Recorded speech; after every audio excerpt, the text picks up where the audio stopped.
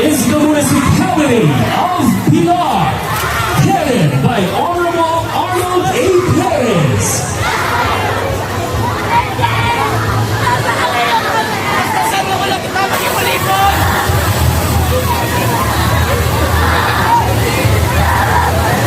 Ladies and gentlemen, the performers from the municipality of Pilar is represented by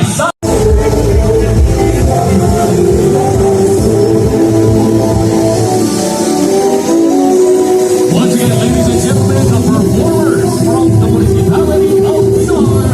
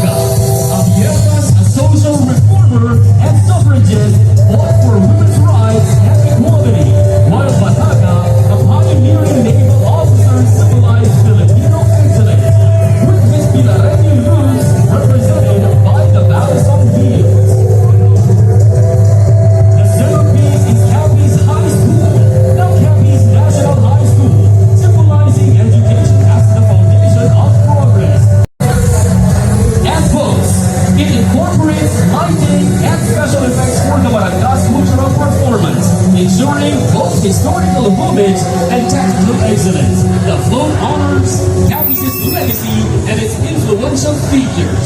Ladies and gentlemen, the municipality of Pilar. Presenting the municipality of President Rojas. Headed by the municipal mayor, Honorable Celeste L. Escalin.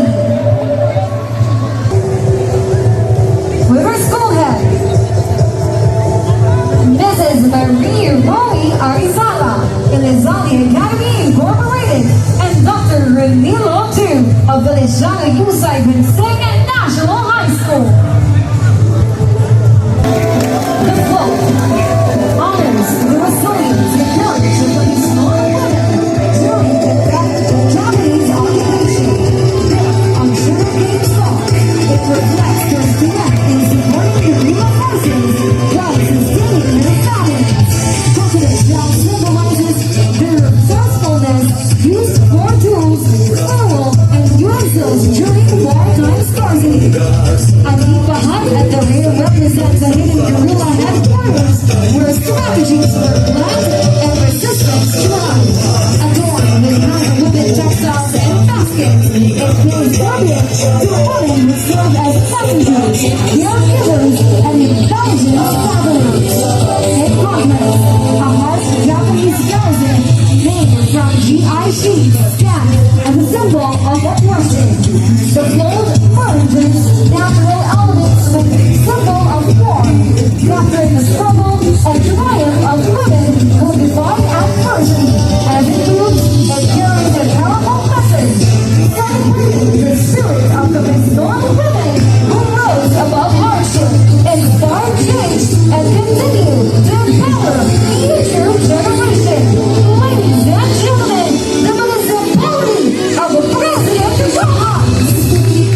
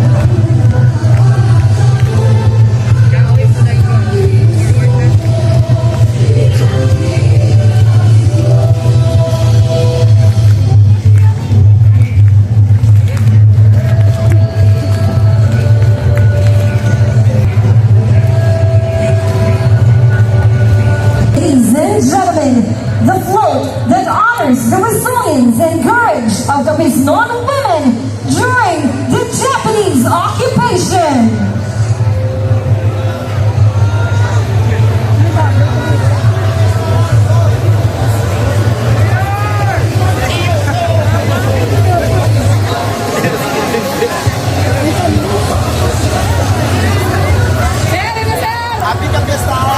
Pesta! Saya kejar ano ha?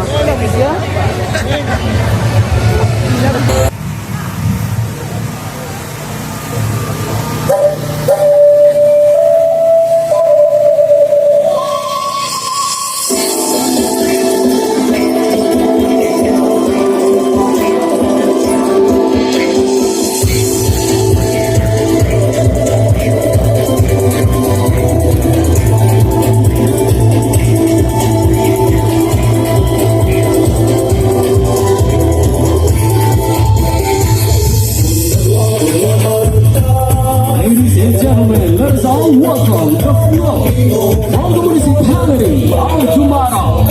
The float was based from the events during Japanese occupation in Capiz. The float is divided into two sides. First side is set to be used as performance stage and will also serve as the background during the performance featuring the rural area in Barangay Tinaytayan, Dumaro, Capiz, where Captain Terasaki was killed. The other side of the float is inspired by a bas relief, which can be normally found in church altars. These images show a faction between Japanese soldiers with Captain Terasaki, terror of Panay, and the local Dumaraw guerrillas. Also images showing resistance of guerrillas during Japanese occupation and how the death of Captain Terasaki affected the liberation of Panay. Ladies and gentlemen, the municipality of Dumaraw.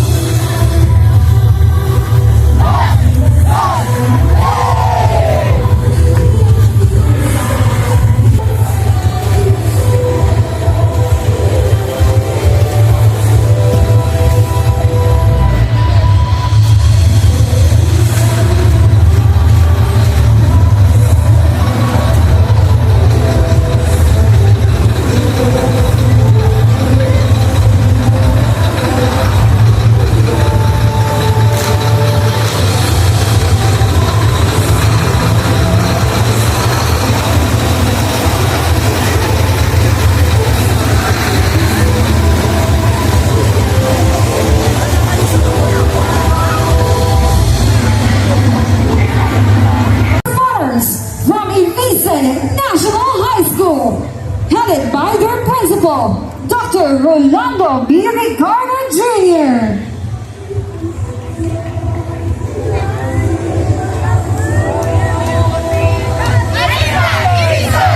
Arriba, Ibisan!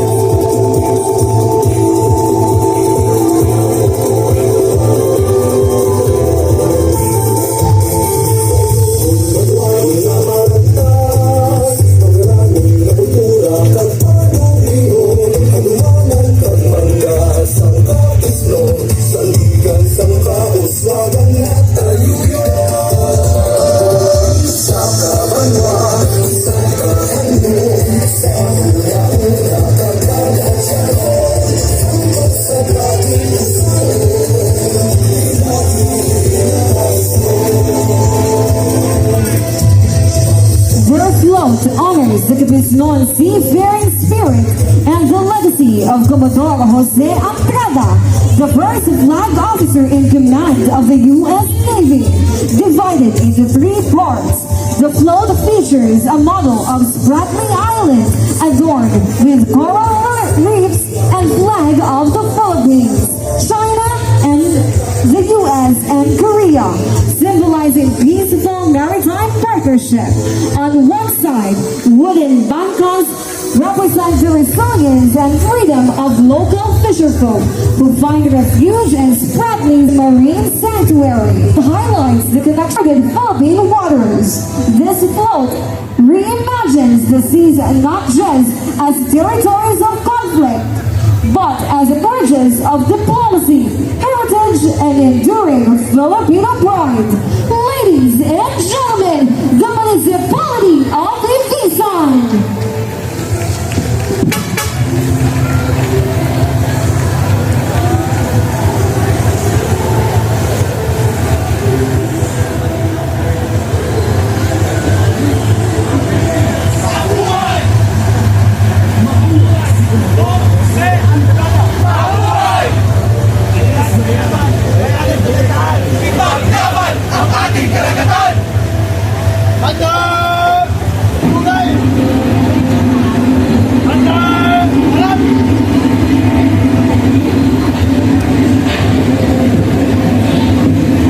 Ladies and gentlemen, let us all welcome the municipality of Capiz.